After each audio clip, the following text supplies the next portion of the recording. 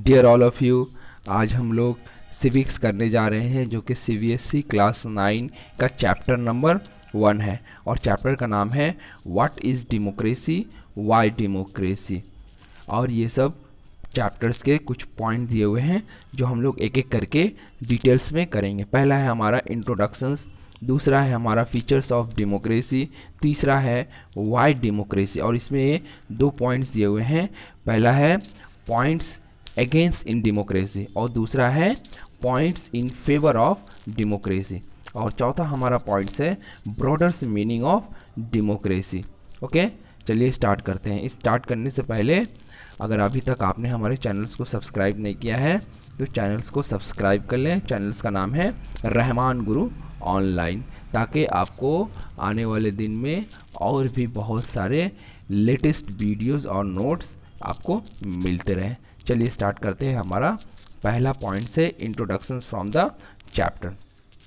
Democracy is the most prevalent forms of government in the world today, and it is expanding to the more countries. Abraham Lincoln stated, "Democracy is a form of government of the people, by the people, for the people." बोला गया कि democracy जो है आज एक आम तरीके का गवर्नमेंट बन गया है पूरे वर्ल्ड में, और ये बहुत सारी कंट्रीज़ में फैल भी रहा है। ओके, अब्राहम लिंकन ने कहा था कि डेमोक्रेसी एक गवर्नमेंट है, एक गवर्नमेंट की टाइप है जो ऑफ द पीपल के जरिया बना है, पीपल के लिए ही बना है और पीपल का ही है। Okay, that means of the people, by the people and for the peoples. चलिए आगे बढ़ते हैं। फीचर्स ऑफ डेमोक्रेसी, ये कुछ पॉइंट्स दिए हुए हैं फीचर्स का, जिसमें हम लोग एक एक करके डिटेल्स में हम उसको आप लोगों को समझाने की कोशिश करेंगे। पहला हमारा पॉइंट्स है democracy is a form of government in which rulers are elected by the peoples. Democracy में ये ज़रूरी है कि जो रूलर्स होते हैं वो पीपल्स के द्वारा जो है वो इलेक्टेड होते हैं।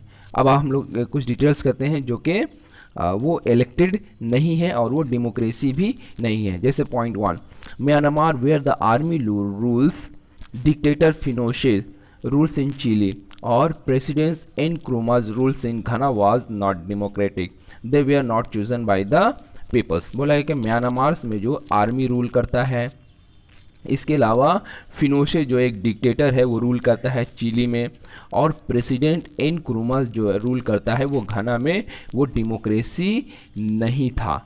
ओके, बोला गया है कि वो सभी रूलर जो है वो पीपल्स के द्वारा चुने नहीं गए थे। Okay, point 2, hereditary king like the king of Nepal और Saudi Arabia are also not democratic ruler, they rule because they were born into the noble family.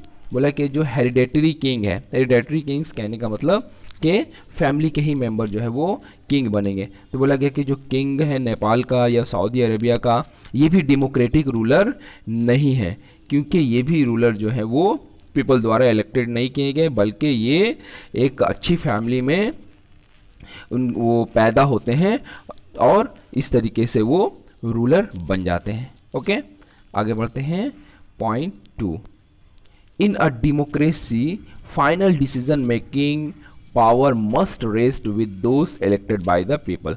बोला कि डेमोक्रेसी के अंदर में जो फाइनल डिसीजन मेकिंग का पावर है वो जरूर से जो है वो इलेक्टेड जो पीपल्स होते हैं के द्वारा जो इलेक्टेड होते हैं उन्हीं के ऊपर होता है।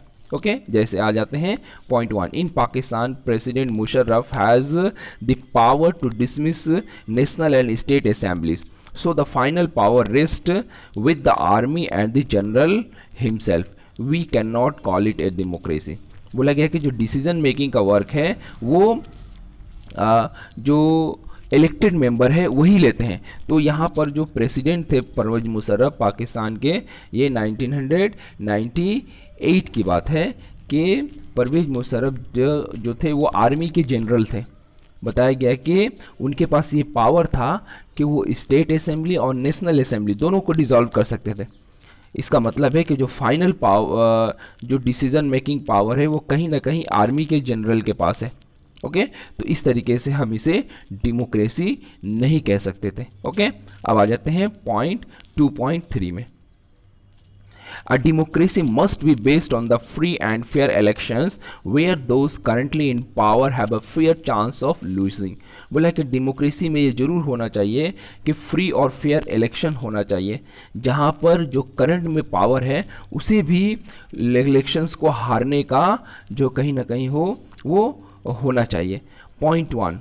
In China, elections are held for its parliament, but all the candidates either members of the Chinese Communist Party or 8 small allies of the party. बोला गया कि चाइना में जो इलेक्शंस होते हैं पार्लियामेंट्स के लिए उसमें बताया गया कि जो भी कैंडिडेट्स हैं वो चाइनीज़ कम्युनिस्ट पार्टी से ही होना चाहिए और बहुत सारे जो 8 एलाइज पार्टी है जो इलेक्शंस में उठते हैं उसको भी कहीं ना कहीं कम्युनिस्ट पार्टी ऑफ चाइना से एफिलिएशन होना चाहिए या फिर हम कह सकते हैं कि उनसे परमिशन होना चाहिए. ओके, अब आ जाते हैं point 2. In Mexico election have been held every 6 years since 1960, but the same party PRI has won the elections. Obviously, there has been rigging and malpractices with the freedom denied to the opposition. बोला गया है कि इसमें हम लोग heading पढ़ रहे हैं कि एक डेमोक्रेसी के अंदर में फ्री एंड फेयर इलेक्शन होना चाहिए. जो करंट में पावर है यानी रूलिंग गवर्नमेंट है उसे भी इलेक्शन हारने का खतरा होना चाहिए. तो यहाँ पर हम लोग देख रहे हैं कि जो मैक्सिको में इलेक्शन होता था हर 6 ईयर के बाद 1980s के में वहाँ पर एक ही पार्टी जो है हमेशा जीतती थी जो कि नाम है PRI पार्टी. और बताया गया कि इसमें रिगिंग होता था और माल प्रैक्टिस यानी कुछ गलत तरीके से जो है वो इलेक्शन जीता जाता था और साथ में जो ओपोजिशंस होते थे उन्हें किसी भी तरीके से के जो फ्रीडम थी उसे महरूम रखा जाता था, डिनाइड किया जाता था. Okay, point 3. In both the example elections are held but one can not claim that they are free and fair. बोला है कि दोनों एग्जाम्पल्स में जो इलेक्शंस होते हैं बताया गया कि इसमें नहीं कहा जा सकता है कि ये फ्री एंड फेयर इलेक्शंस है. ओके, अब आ जाते हैं point 2.4. In a democracy, people's will as ascertained by each adult citizens having one vote, and each vote has one value. Democracy is based on the fundamental principle of political equality. बोला गया कि democracies के अंदर में जो है वो adult citizens के पास एक वोट होना चाहिए और हर वोट का एक वैल्यू होना चाहिए.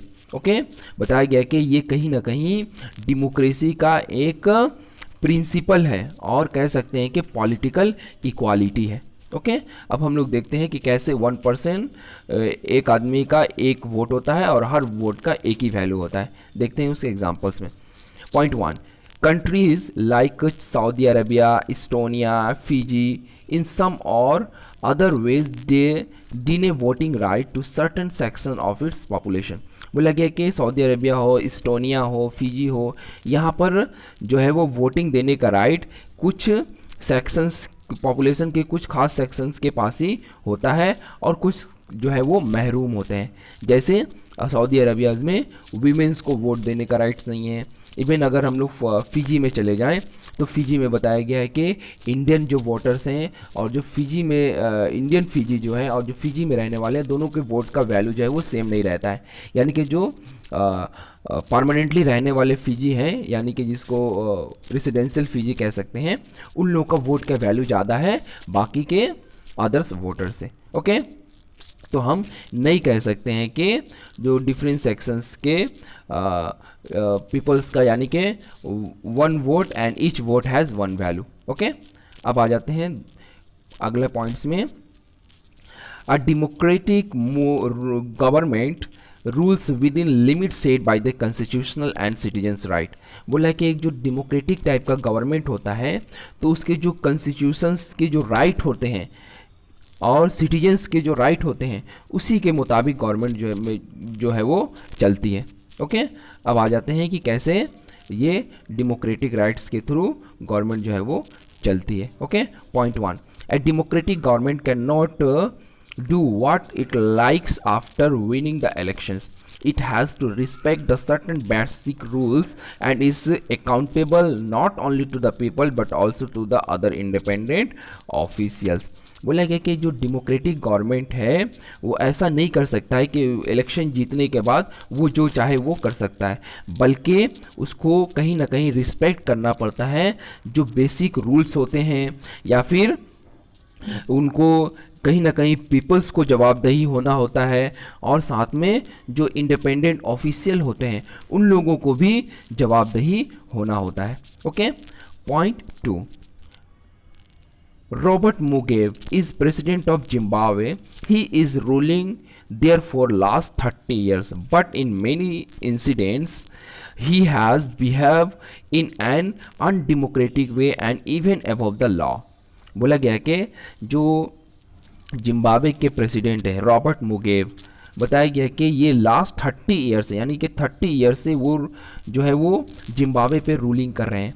बताया गया कि बहुत सारे इंसिडेंट्स में हम लोग देखेंगे कि ये डेमोक्रेसी से हट के यानी अनडेमोक्रेटिक वे में कुछ जो है लॉ का जो है एक तरीके से उल्लंघन करते हैं. ओके. अब आ जाते हैं हम लोग, थर्ड हमारा मेजर पॉइंट है वाई डेमोक्रेसी. डेमोक्रेसी की ज़रूरत हमें क्यों पड़ती है. कुछ पॉइंट्स है जो कि डेमोक्रेसी के फेवर में है और कुछ अगेंस्ट में है. उस दोनों पॉइंट्स को हम लोग डिस्कस करने के बाद ये अंदाज़ा लगा सकते हैं कि हमें डेमोक्रेसी की ज़रूरत क्यों है.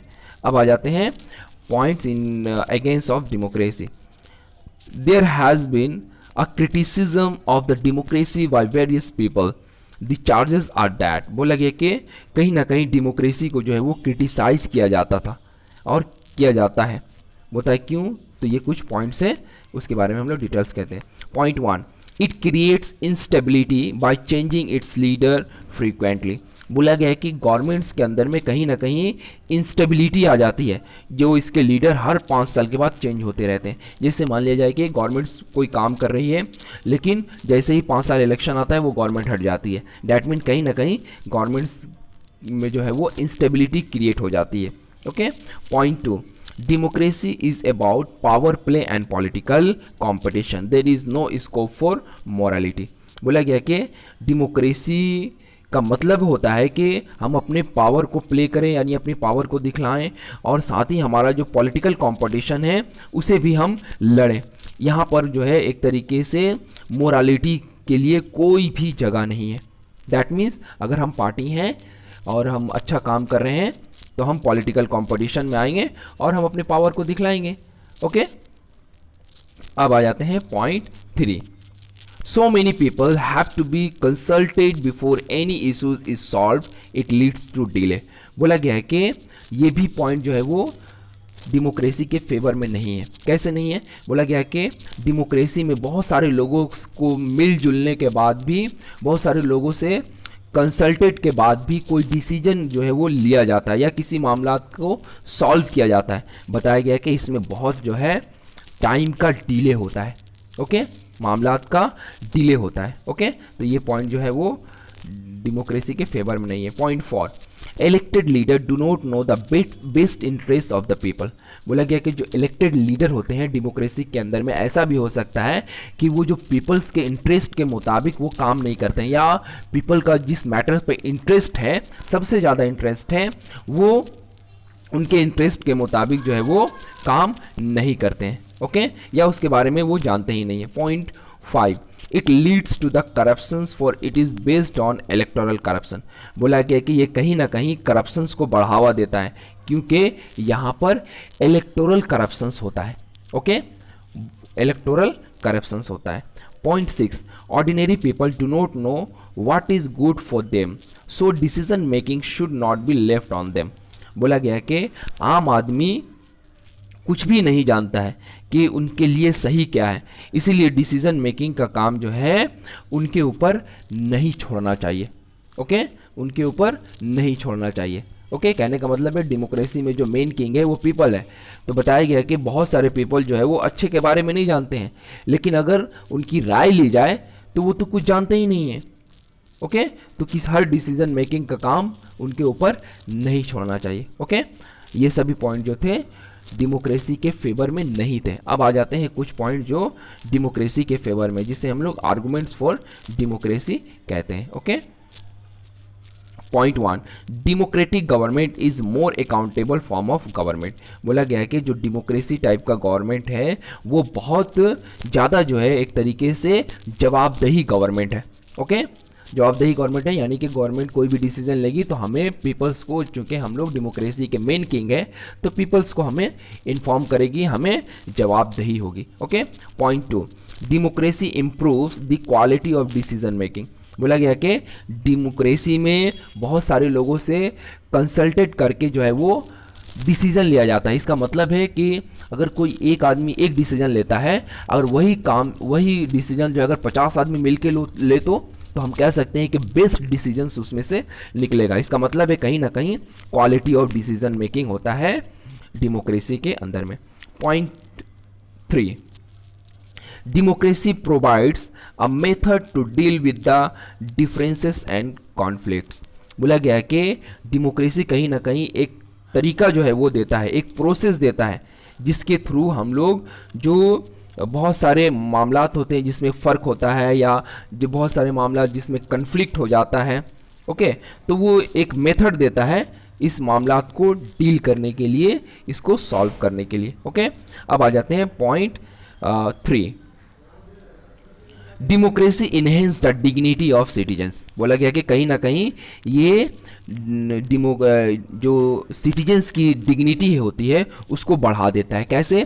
डेमोक्रेसी में जो है कहीं ना कहीं पीपल्स के लिए राइट होता है। ओके, जिसे हम लोग आमतौर पे कहते हैं ह्यूमन राइट्स। ओके, तो ह्यूमन राइट्स को अगर कोई वायलेट्स नहीं करता, क्योंकि वो हमारा कॉन्स्टिट्यूशन ने हमको राइट दिया है, तो इसका मतलब कहीं ना कहीं है डेमोक्रेसी में जो डिग्निटी है सिटीजन्स को वो बढ़ जाता है। Okay, point 4, it allows us to correct its on mistake. बोला गया कि डेमोक्रेसी टाइप्स के गवर्नमेंट में जो भी हमसे गलती होती है उसमें हमको टाइम मिलता है कि अपने मिस्टेक्स को हम करेक्ट कर सकते हैं। ये सभी पॉइंट जो है वो डेमोक्रेसी के फेवर में है। तो हम कह सकते हैं कि डेमोक्रेसी हमें क्यों चाहिए। ओके, क्यों हमें डेमोक्रेसी चाहिए। अब आ जाते हैं हमारा लास्ट पॉइंट है broader meanings of the democracy. Okay, broader meaning of democracy. Okay, broader meanings कहने का मतलब है कि डेमोक्रेसी का और बड़ा जो है वो मीनिंग क्या होता है, या हम लोग क्या ले सकते हैं। तो हमने जो अभी तक हम लोगों ने जो कुछ भी पढ़ा डेमोक्रेसी के बारे में, तो क्या डेमोक्रेसी जो लिमिट सेट किया गया है कंट्रीज़ को चलाने के लिए या फिर गवर्नमेंट्स के लिए, तो नहीं, ऐसा नहीं है। ये सिर्फ गवर्नमेंट्स के लिए ही नहीं है, बल्कि डेमोक्रेसी की इन्वायरमेंट हर जगह होना चाहिए, चाहे वो हमारे स्कूल हो, चाहे वो हमारा घर हो, या फिर हमारे फ्रेंड्स के बीच में हो। ठीक है, तो democracy environment is the best form of any kinds of to solve any kinds of, समझ आएंगे कि कॉन्फ्लिक्ट को सॉल्व करने के लिए, या फिर एक तरीके से डिफरेंसेस को जो है वो दूर करने के लिए। ओके, अब आ जाते हैं पॉइंट से हमारा democratic ideas can be practice in various decision making process. In broader, the features of the democracies are not, you can say, are only minimum conditions. A lot can be done toward the achieving real democracy. बोला गया है कि अगर democracy में कहीं ना कहीं जो डिसीजन मेकिंग का वर्क होता है, ओके, वो डेमोक्रेसी में ही होता है ज़्यादा। ओके, बताया गया कर इसे अगर हम लोग बड़े सेंस में अगर हम लोग देखें, ब्रॉडर्स मीनिंग्स में देखें, तो बताया गया है कि जो डेमोक्रेसी के अंदर में जो फीचर्स होते हैं वो कहीं ना कहीं एक लिमिट सेट किया गया है कि लिमिट से ज़्यादा आप कुछ नहीं कर सकते। ओके, दैट मीन्स अगर कुछ मिसयूज़ हो तो डेमोक्रेसी से हटके नहीं हो सकता, वो डेमोक्रेसी के लिमिट में ही होना चाहिए। ओके, तो बताया गया कि डेमोक्रेसी को अगर हमें अचीव करना है तो कहीं ना कहीं हमें डेमोक्रेटिक इन्वायरमेंट में एक तरीके से हम कह सकते हैं कि बढ़ावा देना होगा, और इस तरीके से हम कह सकते हैं कि डेमोक्रेसी जो है वो बेस्ट फॉर्म का गवर्नमेंट है। और डेमोक्रेटिक इन्वायरमेंट सिर्फ कंट्रीज़ के अंदर में ही नहीं होनी चाहिए, बल्कि डेमोक्रेटिक इन्वायरमेंट हमें इंडिविजुअल लाइफ्स में भी अपनाना चाहिए। ओके, इसी के साथ ये हमारा चैप्टर आज यहाँ ख़त्म हो गया है। अगर अभी तक आपने हमारे चैनल्स को सब्सक्राइब नहीं किया है तो चैनल सब्सक्राइब कर लें। चैनल्स का नाम है रहमान गुरु ऑनलाइन।